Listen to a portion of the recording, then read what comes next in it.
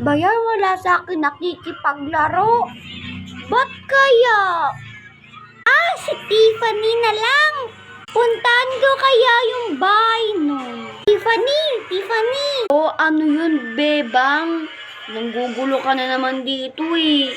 Bawal kasi ako eh. Naman, laro tayo kasi ayaw ni Nita eh. Pasensya na, bawal na ako.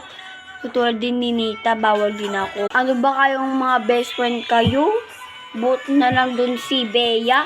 Maglalaro na lang kami. Ayaw sa inyo.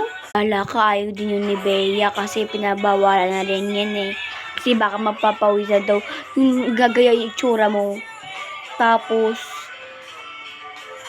may lilipad na kami, tapos may gagamba daw dito sa noo mo. Ayaw mo niwalag, diwagalis na ako ba? Tiffany, wag mo na.